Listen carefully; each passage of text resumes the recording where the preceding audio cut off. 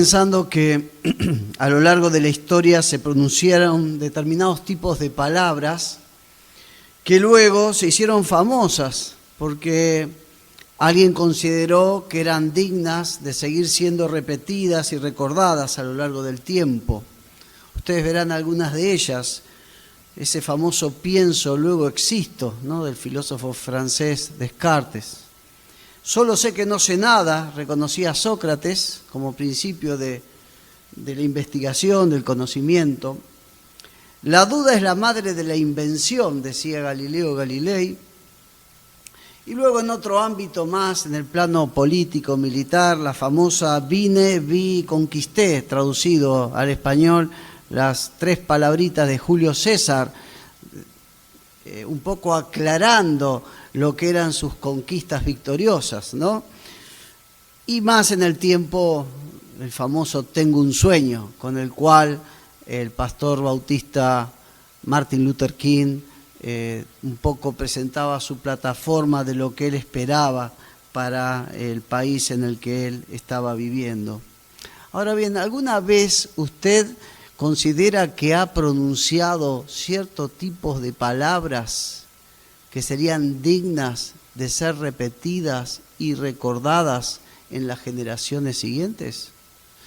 ¿Por qué se los pregunto? Porque el aprobado de hoy, el héroe de la fe que vamos a ver hoy, es alguien que por su fe fue capaz de pronunciar ciertas palabras que contenían un mensaje de fe y que Dios mismo se encargó de que ese mensaje fuera recordado y repetido a las generaciones siguientes como una especie, si me permiten la comparación, de eco divino, repitiendo una y otra vez esas palabras. Los invito a que me acompañen. Seguimos en Hebreos como los domingos anteriores, capítulo 11, y solamente nos vamos a detener en el versículo 22, que dice así la palabra de Dios.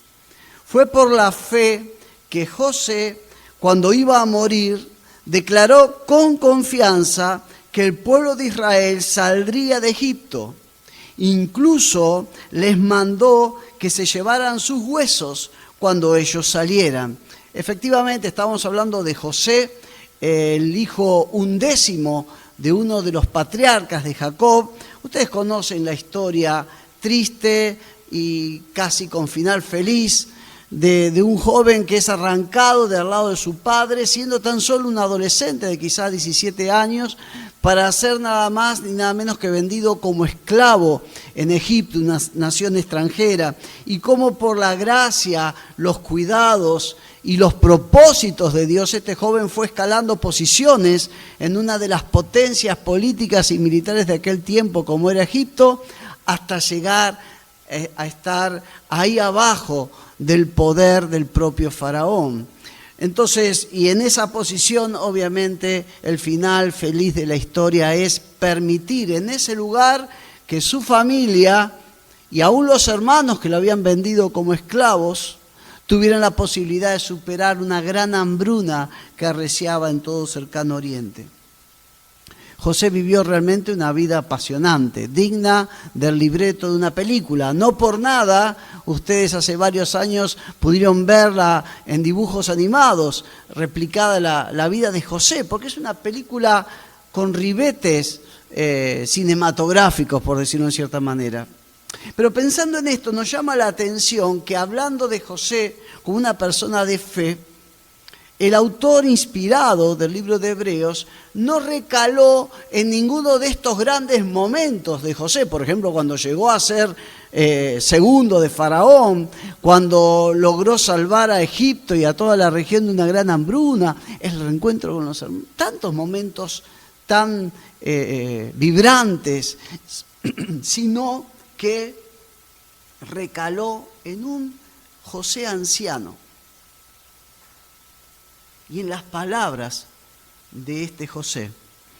Y si ustedes prestan atención, esas palabras están un poquito más desarrolladas en el relato original que está en Génesis capítulo 50. Si lo vamos a leer ahí, solamente los versículos 24 y 25.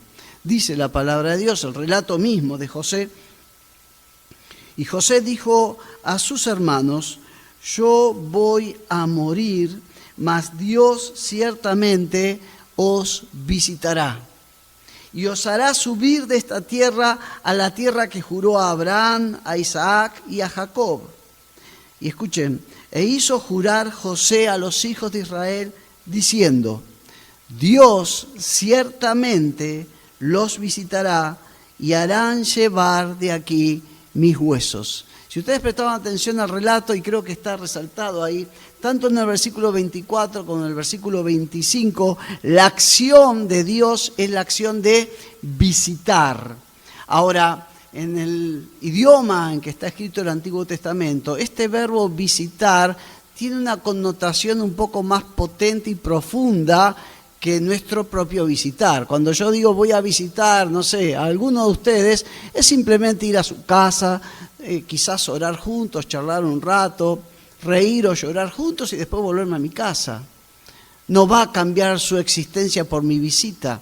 Pero cuando el verbo visitar en el Antiguo Testamento es aplicado a Dios, escuchen, su significado es que cuando Dios visita a alguien, lo que quiere decir la palabra de Dios es que actúa en las circunstancias o situación de esa persona para cambiar drásticamente esa situación. Eso significa visitar en hebreo. ¿Por qué lo digo? Porque si ustedes ven otros ejemplos, ¿se acuerdan la esposa de Abraham que no podía quedar embarazada? ¿Cómo se describe el momento del milagro de Dios? Génesis 21, versículo 1 y 2.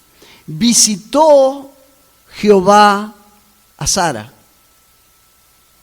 No es simplemente que hizo una visita protocolar. Visitó a Sara como había dicho, e hizo Jehová con Sara como había hablado. Y Sara concibió y dio a Abraham un hijo en su vejez, en el tiempo que Dios le había dicho. Dios, dijo José, los va a visitar. Dios va a volver a actuar poderosamente dentro de muchos años en sus vidas. Es interesante que en algunas versiones directamente ya el verbo visitar no aparece y directamente se reemplaza por el verbo ayudar. Dios los va a ayudar. Es el reemplazo de este sentido de la acción de Dios. Sin embargo, cuando ubicamos las palabras de José, en el momento en que él ya anciano las pronunció, esas palabras pueden sonar bastante extrañas a los que los estaban escuchando. ¿Por qué? Porque la misma Biblia nos declara, nos explica que mientras José vivió, la situación de todos sus compatriotas fue de lo mejor. El faraón de aquel tiempo les permitió instalarse en las norteñas tierras de Gosén, donde podían fructificar, estar tranquilos y hasta sentirse como los huéspedes de honor del reino egipcio. Entonces, ¿por qué José les va a decir: quédense tranquilos que en un tiempo Dios los va a liberar? Es como si usted o yo nos encontráramos de vacaciones en un lugar paradisíaco, disfrutando del clima, del lugar, y venga un ángel y nos diga: quédate tranquilo, Guillermo, que Dios te va a sacar de este lugar en cualquier momento. Y yo le digo: no, déjame, prefiero seguir sufriendo acá un poquito más. ¿Entienden? Entonces, cuando José dijo esto, la gente no entendía de qué Dios lo iba a liberar.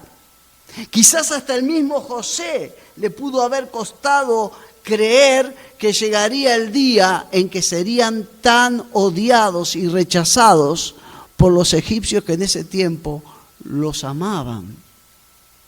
Pero por eso es importante recalar en ese versículo 22 de Hebreos 11, en el detalle de que fue por la fe que José dijo esto. ¿Por qué digo esto? Porque en primer lugar, el eco de un hombre de fe, esas palabras que Dios mismo se va a encargar de hacer recordar a los que vienen después, son palabras que son pronunciadas en fe y por medio de la fe. Fíjense que si ustedes prestan atención al versículo 22, en nuestras versiones más comunes dice: mencionó la salida de los hijos de Israel. El éxodo dice literalmente de los hijos de Israel. Pero literalmente el verbo, más que mencionar, ahí es el verbo recordar. Ahora ustedes me pueden llegar a preguntar, ¿cómo recordar el éxodo? ¿Que los hebreos ya sabían del éxodo en la época de José, cuando todavía estaban disfrutando? Y algunos algo debían saber. ¿Por qué?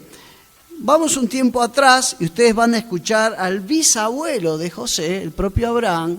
Fíjense lo que Dios le reveló, Génesis 15, versículo 13 al 16. Génesis 15, 13 al 16. Entonces Jehová le dijo: ten por cierto que tu descendencia habitará en tierra ajena, entre paréntesis, Egipto.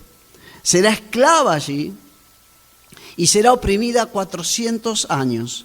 Pero también a la nación a la cual servirán juzgaré yo. Y después de esto saldrán con gran riqueza. Tú en tanto te reunirás en paz con tus padres y serás sepultado en buena vejez. Y sigue el versículo 16. Y tus descendientes volverán acá a la tierra de Palestina, a la tierra prometida, en la 4ª generación, porque hasta entonces no habrá llegado a su colmo la maldad del amorreo. Y dentro de la fuerte tradición oral que se respiraba y se vivía en el pueblo hebreo, estas palabras no creo que hayan sido olvidadas. O sea que cuando José les habla del éxodo, en cierta manera, les refresca la memoria de que Egipto no era la estación final de sus vidas como pueblo de Dios. Y si aún duda de esto, vaya a Génesis 21 y ahí está hablando el papá de José mismo, Jacob, y fíjense lo que dice un Jacob ya anciano. Estamos en Génesis 48, 21, que dice: luego Israel le dijo a José: como puedes ver, me estoy muriendo. Pero escuchen ahora, pero Dios estará con ustedes y los hará volver a la tierra de sus antepasados. Esto ya se los dijo en el mismo Egipto, un Jacob ya a punto de despedirse de esta vida. Hermanos, los profetas de Dios de la antigüedad a menudo eran rechazados, eran odiados por el mismo pueblo de Dios. ¿Por qué?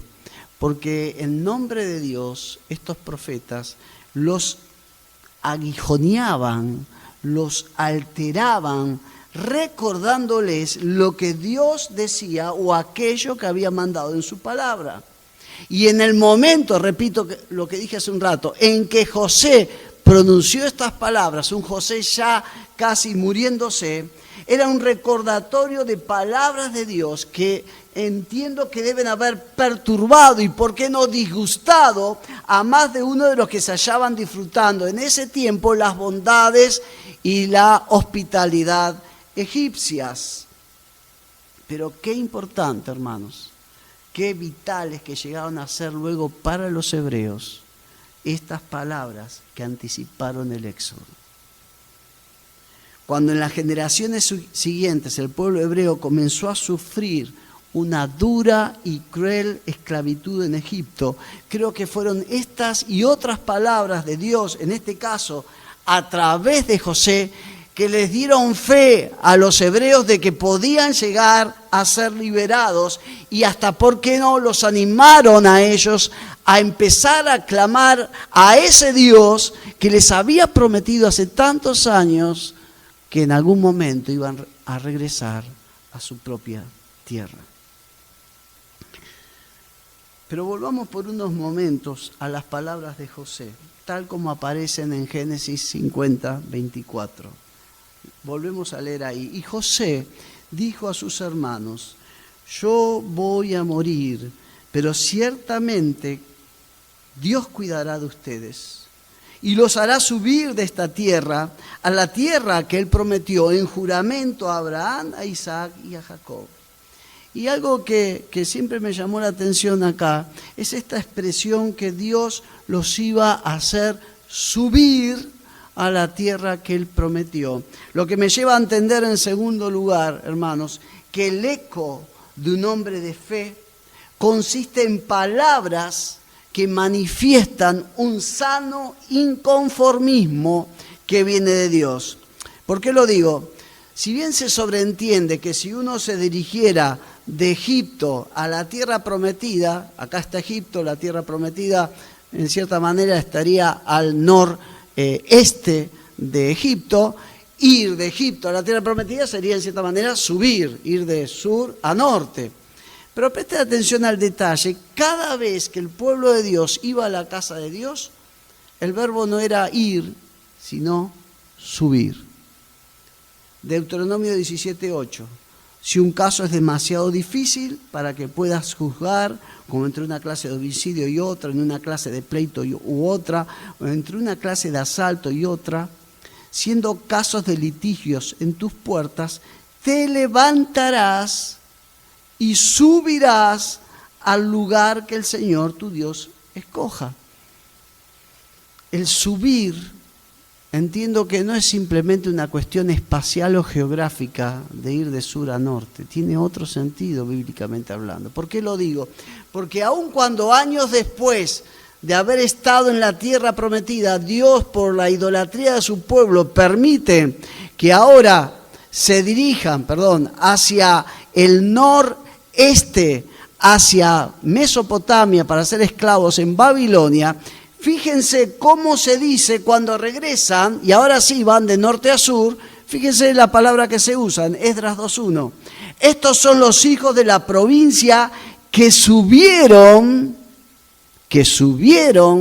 y acá no tiene sentido, porque acá la dirección es más del norte al sur, a menos subieron de la cautividad, de los desterrados que Nabucodonosor, rey de Babilonia, había llevado cautivos a Babilonia y que volvieron a Jerusalén y a Judá, cada uno a su ciudad.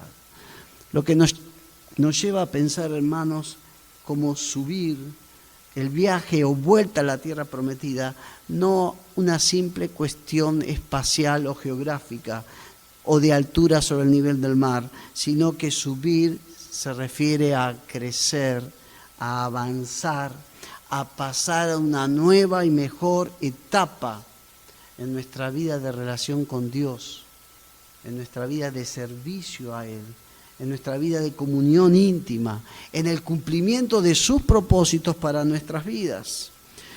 Yo me lo imagino a José antes de morir como que les hubiera dicho a sus compatriotas, en otras palabras, lo siguiente: hermanos, yo sé que ustedes están muy cómodos y contentos aquí en Egipto, pero siento el deber de decirles que esta no es la meta última de sus vidas.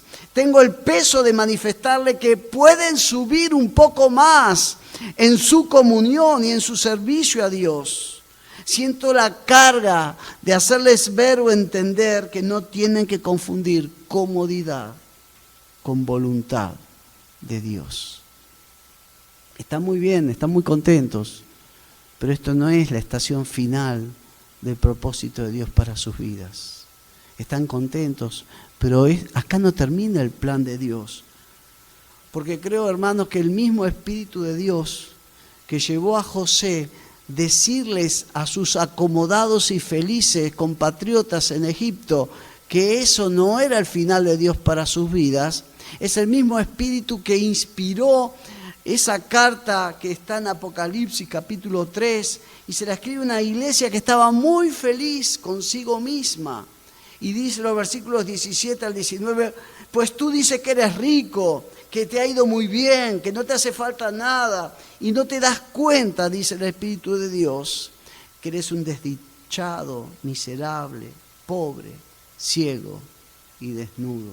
Por eso te aconsejo que de mí compres oro refinado en el fuego, para que seas realmente rico, y que de mí compres ropa blanca para vestirte y cubrir tu vergonzosa desnudez, y una medicina para que te la pongas en los ojos y veas.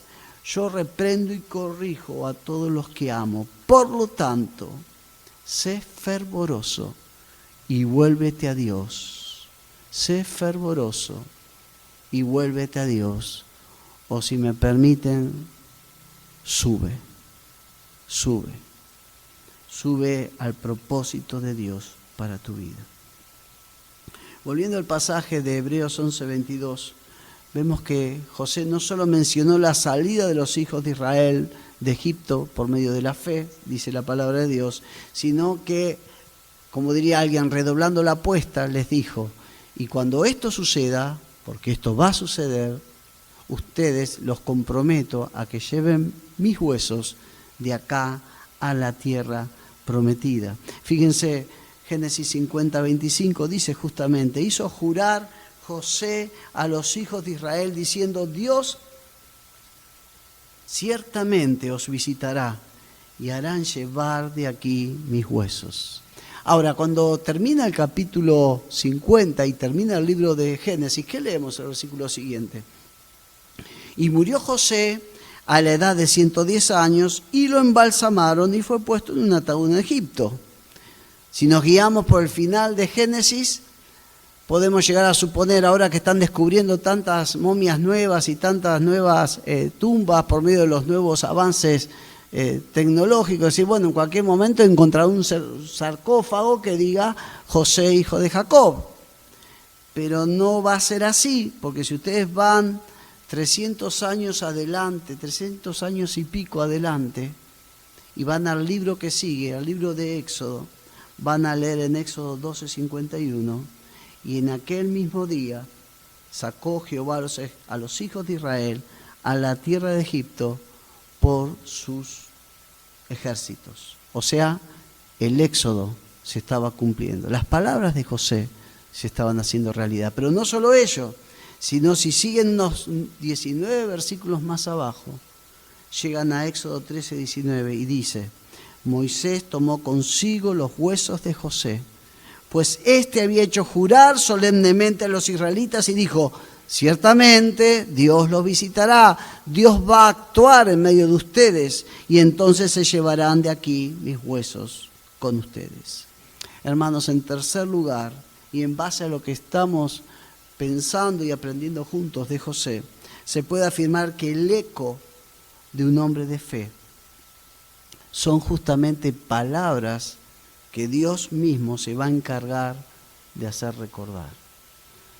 ¿Qué es un eco? Y bueno, podríamos empezar a explicarlo y a definirlo técnicamente, pero simplemente vamos al ejemplo de que cuando uno va y enfrenta una montaña o un acantilado y pega un grito, escucha como que esas palabras o ese grito que uno ha pegado se van repitiendo, como si uno siguiera diciendo lo mismo.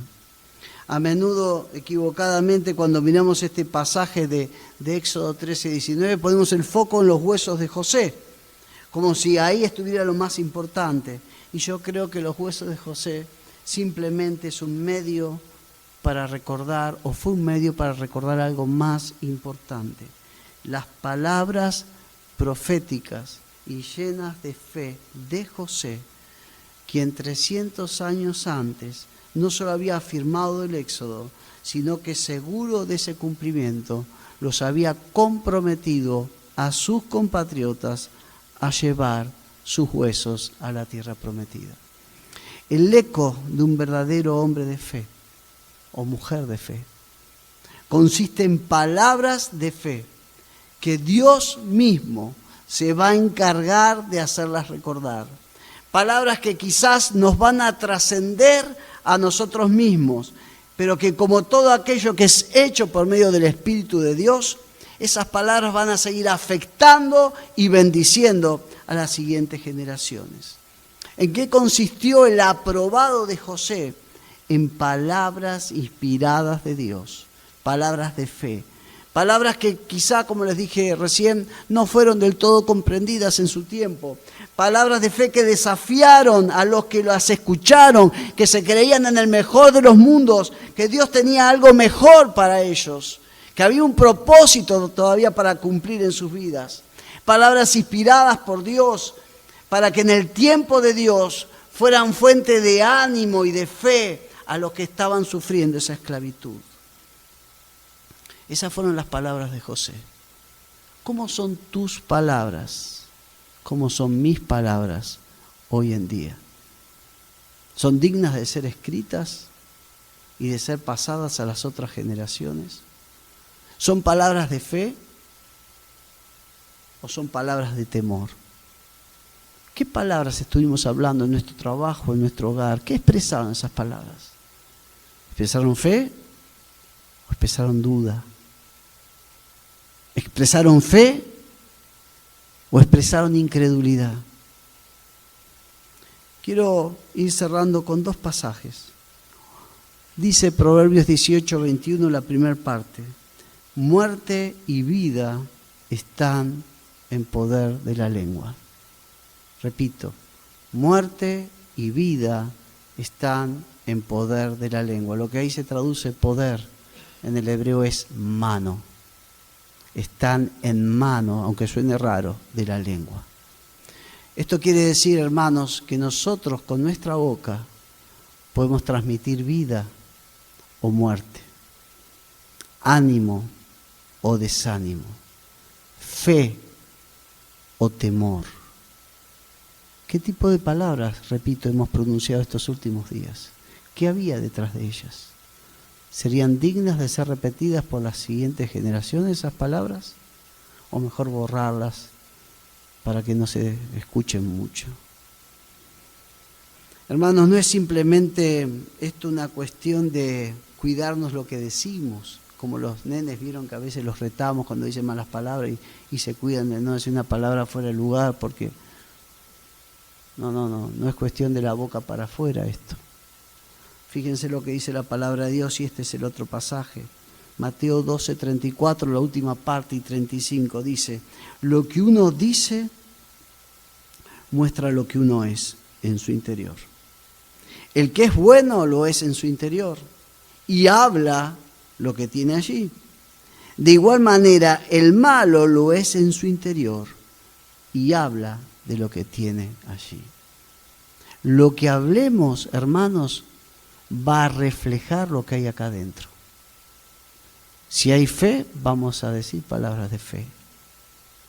Si no hay fe, no vamos a pronunciar palabras de fe, sino, como les decía recién, de temor, de duda, de ingratitud. ¿Qué tipo de eco estamos haciendo oír a los que están cerca nuestro? A nuestros compañeros de trabajo, a nuestros familiares, aún pensando en familiares no creyentes. Decimos que creemos en Dios, decimos que le hemos entregado nuestra vida a Dios, que confiamos en Él plenamente. ¿Qué palabras nos escuchan oír en medio de las dificultades, en medio de las pruebas, en medio de las noticias inesperadas? Dios quiere bendecir a otros por medio de nuestras palabras, pero para eso Dios tiene que cambiar lo que hay acá adentro.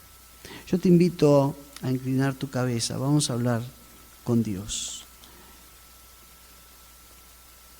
Y ahí, mientras estás con tu cabeza inclinada y tus ojos cerrados, yo te animo a que vuelvas a pensar en frases que dijiste esta semana, en reclamos que a lo mejor hiciste, en expresiones. A lo mejor te enojaste y dijiste algo, a lo mejor dudaste y dijiste otra cosa, fuiste a tal lugar y expresaste de vuelta tal otra cosa. ¿Qué estamos transmitiendo? ¿Qué es lo que hay en nuestro corazón? Padre bendito, en el nombre de Jesús, volvemos a reconocer la verdad espiritual, la realidad espiritual de que de la abundancia del corazón habla la boca. Por eso entendemos, Padre, que nuestras palabras no es una cuestión de buenas intenciones o de buena voluntad de querer hablar bien, sino que es un reflejo de nuestro ser interior. Padre, confróntanos en esta noche con nuestra vida en relación contigo. Señor, si es necesario reconocer las cosas que están mal, ayúdanos a poder hacerlo y a buscar tu perdón. Señor, tu palabra es como un espejo en el cual nos podemos ver, pero para corregir aquello que está mal, Señor. Señor, volvemos a confesar la verdad bíblica de que sin fe no te podemos agradar. Queremos ser hombres y mujeres de fe, de tal manera que cuando abramos nuestra boca se manifieste esa fe. Señor, confróntanos, transfórmanos. Queremos ser de fe, transmitir fe, vivir en fe. En el nombre de Jesús.